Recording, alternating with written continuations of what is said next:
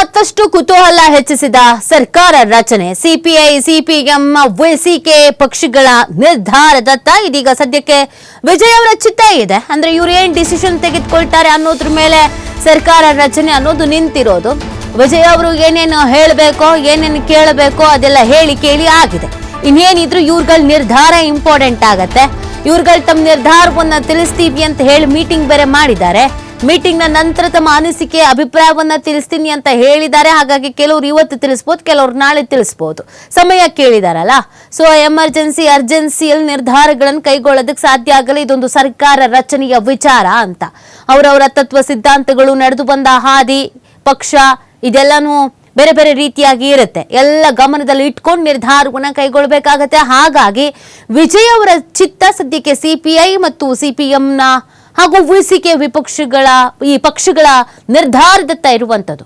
ಇವತ್ತು ಹೈಕೋರ್ಟ್ ಅಥವಾ ಸುಪ್ರೀಂ ಮೊರೆ ಬಗ್ಗೆಯೂ ಕೂಡ ನಿರ್ಧಾರವನ್ನ ಕೈಗೊಳ್ಳಬಹುದಾದ ಸಾಧ್ಯತೆ ಇದೆ. ಒಂದು ಸಾಂವಿಧಾನಿಕ ಬಿಕ್ಕಟ್ಟು ಎದುರಾಗಿದೆ ಅಂತ, ಹಾಗಾಗಿ ಕೋರ್ಟ್ ಮೊರೆ ಹೋಗೋದು ಸೂಕ್ತ ಅಂತ ಕೂಡ ಕೆಲವರು ಸಲಹೆ ಕೊಟ್ಟಿದ್ರು.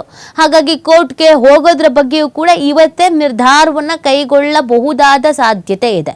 ಶಾಸಕರ ಜೊತೆ ಮತ್ತೊಮ್ಮೆ ಸಭೆ ನಡೆಸಿ ಚರ್ಚಿಸಲಿದ್ದಾರೆ ವಿಜಯ್. ಇದಕ್ಕೆ ಸಂಬಂಧಪಟ್ಟಂತೆ ಏನ್ ನಿರ್ಧಾರ ಕೈಗೊಳ್ಬಹುದು, ನಾವೇನು ಮಾಡಬಹುದು, ಸದ್ಯಕ್ಕೆ ಈಗ ಪರಿಸ್ಥಿತಿ ಹಿಂಗಿದೆ, ಈಗೇನೇನು ನಾವು ಸ್ಟ್ರಾಟಜಿಗಳನ್ನು ಮಾಡಬೇಕಾಗತ್ತೆ, ಯಾರನ್ನು ಮನವೊಲಿಸ್ಕೊಳ್ಬೇಕಾಗತ್ತೆ, ಯಾರ ನಮ್ಮ ಪರವಾಗಿ ಒಲವನ್ನು ತೋರಿಸ್ಬೋದು, ಅದೆಲ್ಲದ್ರ ಬಗ್ಗೆಯೂ ಕೂಡ ಚರ್ಚೆಯನ್ನು ಮಾಡಲಿದ್ದಾರೆ.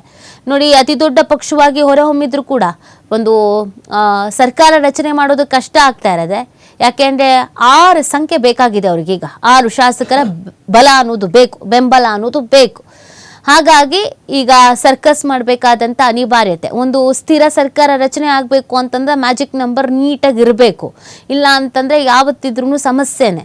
ಹಾಗಾಗಿ ಈಗ ಒಂದೇ ತತ್ವ ಸಿದ್ಧಾಂತಗಳನ್ನು ಒಗ್ಗಿಕೊಳ್ಳುವವರು ಒಂದೇ ಮನಸ್ಥಿತಿ ಅಂತ ಏನು ಹೇಳ್ತೀವಿ, ಆ ಮನಸ್ಥಿತಿಯವರು ಒಗ್ಗಟ್ಟು ಆಗಬೇಕಾಗತ್ತೆ. ಇಲ್ಲ ಬೇರೆ ಬೇರೆ ಮನಸ್ಥಿತಿಯವರು ಆಗ್ಬಿಟ್ರೆ ಕಂಪ್ಲೀಟ್ ಆಗಿ ಒಂದು ಸರ್ಕಾರವನ್ನು ಮುನ್ನಡೆಸ್ಕೊಂಡು ಹೋಗೋದು ಕಷ್ಟ ಆಗತ್ತೆ.